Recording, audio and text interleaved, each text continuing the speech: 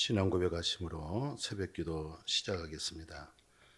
나는 전능하신 아버지 하나님, 천지의 창조주를 믿습니다.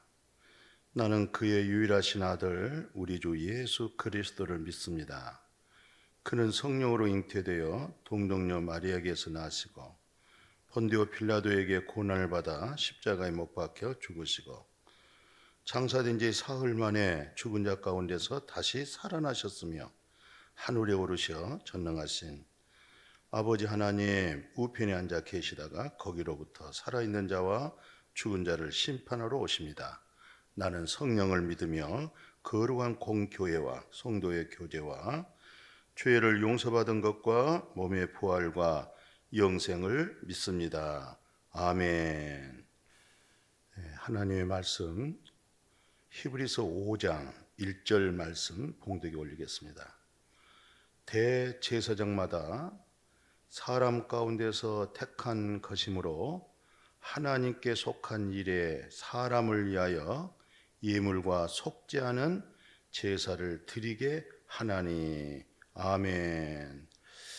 자, 히브리서 5장 1절 내용은 그 대제사장, 그러니까 사람을 두고 하는 얘기입니다. 대제사장이 사람이 많잖아요. 또 대제사장은 하나님께 나아갈 때 본인 자신이 먼저 하나님께로부터 예물을 드리고 또 속죄하는 제사를 자기 자신을 위해서 드려야 되겠죠. 그래서 이런 내용을 히브리서 5장 2절 3절에서 뭐라고 말씀하시냐면 그가 무식하고 미혹된 자들을 능히 용납할 수 있는 것은 자기도 연약에 휩싸여 있음이니라. 그러므로 백성을 위하여 속죄제를 드림과 같이 또한 자신을 위하여도 드리는 것이 마땅하니라고 말씀하셨죠. 그러니까 이 말씀이 무슨 말이에요? 자기 자신을 위해서 먼저 하나님께 드려야 또 그로 하여금 하나님께로부터 속죄함 받은 자로서 또 모든 백성들을 위해서 모든 사람들을 위해서 속죄 제사를 드릴 수 있다. 이게 바로 대제사장들이 직무를 수행한 내용을 말씀하고 있습니다.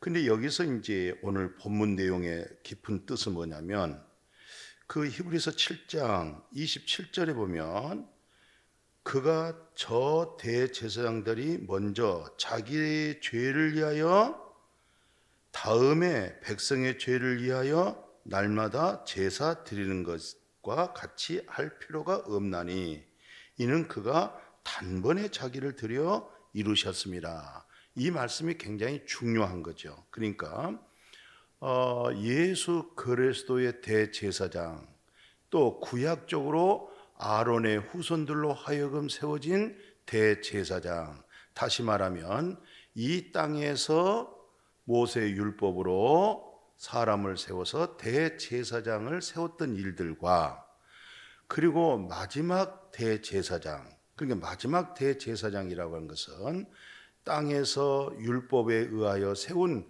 그런 대제사장이 아니고 위로부터 오신 예수 그리스도께서 대제사장이 되었다고 하는 것을 오늘 히브리서 5장에서 강하게 말씀하고 있는 거예요.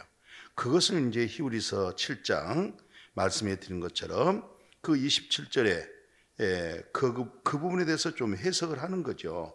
그는 누구예요? 예수 그리스도죠. 저 대제사장들이 누구예요? 모세 율법으로 하여금 땅에 있는, 예를 들어서 쉽게 얘기하면 아론의 자손, 아론의 후손들로 하여금 대제사장을 세웠잖아요. 그러니까 저 대제사장들이 먼저 자기 죄를 이해하고 그 다음에 백성의 죄를 위하여 날마다 제사를 드린 것과 같이 할 필요가 없다. 이 말은 예수 그리스도로 하여금 저 대제사장들과 같이 할 필요가 없다는 것이죠. 그러니까 저 대제사장들은 자기 죄를 먼저 대속함 받아야 되겠죠? 죄 사함 받아야 되겠죠? 그 다음에 백성들의 죄를 대속을 했어요. 그리고 날마다란 말은 무슨 뜻이에요? 날마다 했다는 것은 반복적으로 했다. 반복을 했단 말은 무슨 말이에요? 영원히 온전케 죄가 사해질 수가 없었다는 것이죠. 그러니까 이 땅에 있는 대제사장으로 하여금 속죄 제물, 이스라엘 백성을 위해서 죄 사함 받은 그 제물로서는 언제든지 죄를 사할 수가 없기 때문에 반복적으로 계속 멈추지 않고 그 제사를 드렸다는 것이죠. 그런데 오늘 하반절 보십시오. 27절에 뭐라고 말씀하냐면 날마다 제사 드린 것과 같이 할 필요가 없다. 누가? 예수 그리스도께서. 왜? 그가 단번에 자기를 드려서 이루셨다는 거예요. 그러니까 예수 그리스도를 단 한 번 딱 하나님께 드림으로 말미암아 모두가 예수 그리스도로 말미암아 죄 사함을 얻고 거룩함을 얻게 되어진 것이죠. 그게 마침 하나님이 아브라함이 여호와 하나님을 믿은즉 그 믿음을 의로 칭해 줬잖아요. 칭이란 말은 무슨 말이에요? 하나님 절대적 그 의로움으로 인쳤다. 그러니까 하나님께서 아브라함을 볼 때마다 아브라함의 허물과 죄와 잘못과 실수 그 부분을 보는 것이 아니라 하나님 의로움으로 보는 거예요. 하나님의 의로 인쳐버리는 거예요. 그러니까 아브라함의 의로움은 누구의 의로움이에요?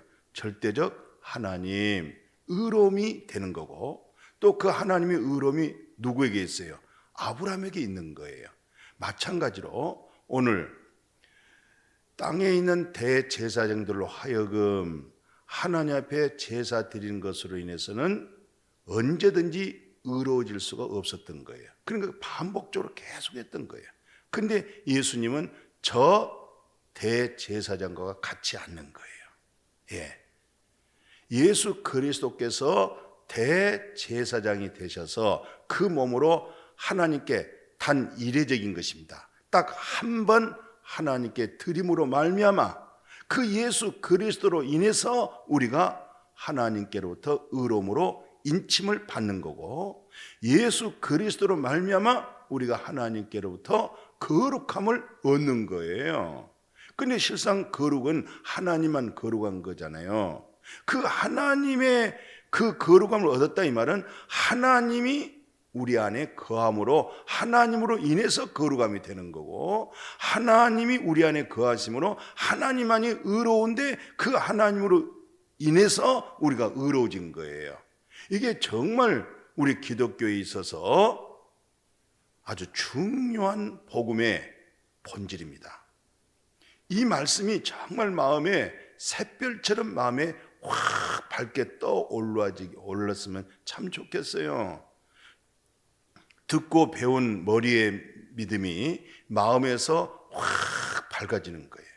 왜냐하면 마음이 만물보다 부패하고 타락한 것이 인간의 마음이잖아요. 근데 그 마음에서 하나님께로부터 의로움으로 대치되어 버리고 하나님의 거룩함으로 완전히 마음에 그 거룩함의 나라의 임재가 되잖아요. 어디 가요? 마음에서. 그건 단 이례적인 것입니다. 단 한 번 드림으로 말미암아 이루어졌다고 그렇게 말씀했어요. 그래서 히브리서 9장 7절 보실래요? 오직 둘째 장막은 대제사장이 홀로 1년에 한 번 들어가되 자기와 백성의 허물을 위하여 드리는 피 없이는 아니 되더라. 이것은 바로 땅에 있는 대제사장, 모세 율법의 제도에 의하여 세워진 대제사장. 그러니까 대제사장은 둘째 장막이 지성소거든요. 둘째 장막 지성소에 대제사장이 홀로 1년에 한 번씩 들어가는데 그냥 들어가지 아니하고 피 없이는 들어갈 수가 없어요. 근데 자기와 두 번째, 백성의 허물을 위하여 드려지는 것입니다. 내 죄도 사해져야 되겠고 백성들의 죄도 사해지는데 빈손으로 들어가지 아니하고 바로 짐승의 피. 왜? 피가 죄를 속하거든요. 육신의 생명은 어디에 있어요? 피에 있는 거예요. 피가 죄를 대속하는 거예요. 이게 바로 땅에 있는 대제사장들을 향해서 말씀을 하는 거고, 그래서 레위기 9장 7절에 모세가 또 아론에게 이르되 너는 제단에 나아가 내 속죄제와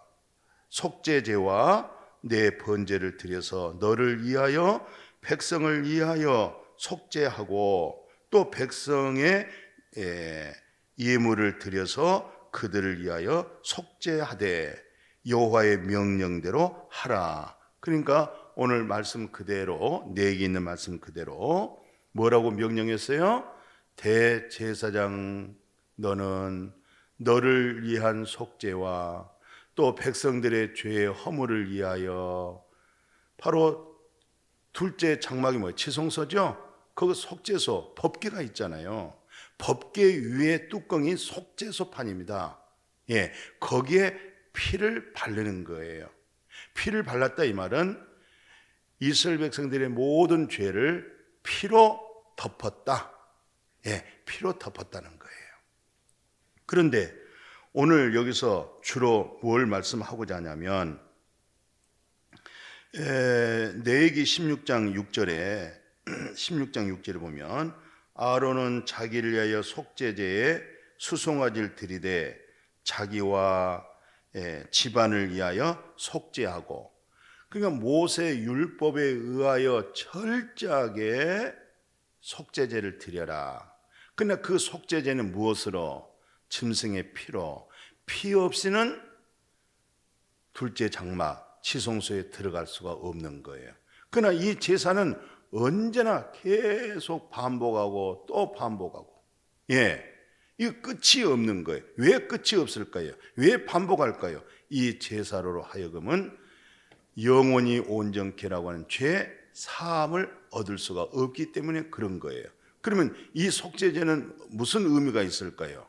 바로 장차 오실 예수 그리스도의 모형 또는 예수 그리스도의 그림자, 예, 모형과 그림자로서 이 땅에 모세 율법에 의하여서 대제사장들이 세웠던 그 대제사장으로 하여금 드려진 짐승의 피, 이것은 장차 올 세상 죄를 지고 가는 하나님의 어린 양 예수 그리스도 보혈의 피가 단 한 번에, 단 한 번 예수 그리스도가 드려짐으로 말미암아 이제는 땅에 있는 그런 속죄 제사가 끝나는 거예요. 누구로 말미암아?